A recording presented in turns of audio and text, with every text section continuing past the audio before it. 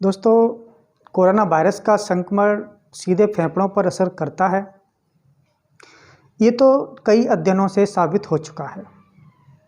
यह संक्रमितों के फेफड़ों को तेज़ी से कमज़ोर कर रहा है, जिसकी वजह से मरीजों को निमोनिया और फेफड़ों में होने वाले गंभीर संक्रमण का भी सामना करना पड़ रहा है। हालांकि बहुत सारे मरीज ऐसे भी हैं जिनमें फेफड़ों में गंभीर संक्रमण नहीं होता और वो जल्दी ठीक हो जाते हैं।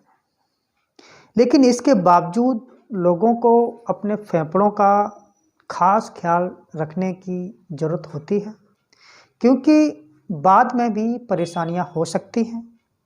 तो आइए जानते हैं कि कोरोना से ठीक हो चुके लोग कैसे अपने फेफड़ों की देखभाल करें और उनका ख्याल करें। नमस्कार दोस्तों, मैं हूं डॉक्टर दिनेश शाक्या और आप देख रहे हैं नमो योगा यूट्यूब चैनल। दोस्तों, नमो योगा यूट्यूब चैनल में आपका स्वागत है।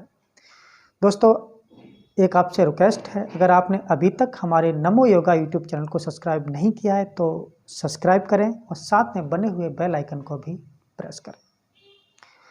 दोस्तों, सब्सक्राइब करना इसलिए भी ज़रूरी है कि ये नए अपडेशन की सूचना आप तक जल्दी पहुंचाएगा और आप आने वाली महामारी यानी आने वाले संक्रमण से आप जानकारी उसकी ले सकेंगे और अपने आप की रक्षा कर सकेंगे।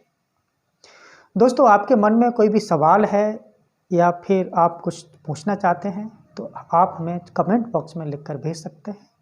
हमारे डॉक्टरों का जो विशेष पैनल है वो आपके सभी सवालों का सही जवाब आप तक पहुंचाने की पूरी कोशिश करें। दोस्तों, विशेषज्ञ कहते हैं कि कम गंभीर लक्षण वाले कोरोना मरीजों को कम से कम 6 महीने तक ब्रीथ होल्डिंग एक्सरसाइज करनी बहुत ही आवश्यक है। इसके लिए पहले मुंह में सांस भर लें और फिर रोकें। अगर आप 25 से 30 सेकंड तक सांस रोकने में सफल रहते हैं तो इसका मतलब है कि आपके फेफड़े पूर्ण रूप से स्वस्थ हैं। दोस्तों, विशेषज्ञों का मानना है कि उनका कहना है कि फेफड़ों जो होते हैं, जो लंग्स होते हैं, वो बैलून की तरह होते हैं और आम तौर पर जब लोग सांस लेते हैं तो फेफड़ों के बाहरी हिस्से तक सांस नहीं पहुंचती। ऐसे में ब्रीथ होल्डिंग एक्सरसाइज करने से की जो सलाह है वो दी जाती है। इससे फेफड़ों के उन हिस्सों में भी ऑक्सीजन आसानी से पहुंचती है और फेफड़े में जो सिकुड़न होती है वो नहीं हो पाती है। दरअसल कोरोना से ठीक हुए मरीजों में लंग फाइब्रोसिस की समस्या हो सकती है। लंग फाइब्रोसिस का मतलब होता है फेफड़ों का सिकुड़ना, इसलिए ब्रीथ होल्डिंग एक्सरसाइज बहुत ही ज़रूरी है, तो ये आपको करनी चाहिए। कोरोना से ठीक होने के बाद मरीजों को अपने खान पान पर विशेष ध्यान देने की ज़रूरत होती है। अपने खाने में मिर्च और मसालों का सेवन कम करना होगा, यह फेफड़ों के लिए अच्छा होता है। इसके अलावा रोज़ाना योग में आप अनुलोम विलोम, कपालभाति, शीतली और शीतकारी प्राणायाम कर सकते हैं। आप ओम चैंटिंग भी कर सकते हैं। इन सभी से संबंधित हमने वीडियो का लिंक नीचे डिस्क्रिप्शन में दे दिया है, तो आप वहाँ पर जा कर के कौन कौन से योग और एक्सरसाइज आपको करनी है तो आप उनको देख सकते हैं और वो कर सकते हैं। फिर भी कोई भी अगर ऐसा कोई क्वेश्चन है तो आप मुझसे पूछ सकते हैं, नीचे कमेंट बॉक्स में अपना सवाल भेजें। दोस्तों, ये जो एक्सरसाइज और योग हैं ये फेफड़ों के लिए बहुत ही आवश्यक हैं और ये फेफड़ों को हेल्दी बनाने में आपकी मदद करेंगे। दोस्तों, अक्सर हम जो सांस लेते हैं वो ठीक प्रकार से नहीं लेते हैं। हमें सांस लेते समय जब सांस अंदर जाए तो पेट हमारा बाहर की ओर जाना चाहिए, और जब सांस हमारी बाहर जाए तो पेट अंदर की ओर होना चाहिए। ये क्रिया सांस लेने की सही क्रिया है।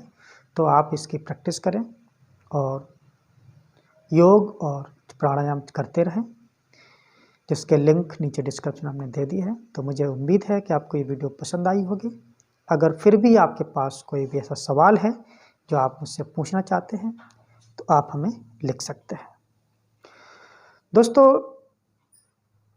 अगर हम अपने वातावरण को ऑक्सीजन युक्त रखेंगे, पेड़ पौधे लगाते रहेंगे और अधिक मात्रा में ऐसे पौधे लगाएंगे, पेड़ लगाएंगे जिनसे ऑक्सीजन हमें भरपूर मात्रा में मिल सके, तो ये हमारे आने वाले भविष्य के लिए बहुत ही अच्छा होगा।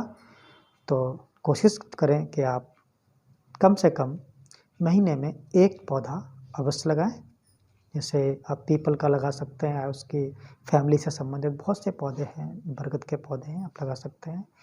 अगर आपके पास ऐसी जगह नहीं है जहाँ पर आप पौधे नहीं लगा सकते, तो आप अपने घर में तुलसी का, एलोवेरा का, मनी प्लांट का ऐसा भी पौधा लगा सकते हैं। वो भी ऑक्सीजन के लिए बहुत ही अच्छे होते हैं। तो घर पर रहें, सुरक्षित रहें। अगर आप कोरोना महामारी से संक्रमित हो चुके हैं तो अपने फेफड़ों का विशेष ध्यान रखें, योग और एक्सरसाइज करते रहें और अपने खान पान पर भी विशेष ध्यान रखें। धन्यवाद।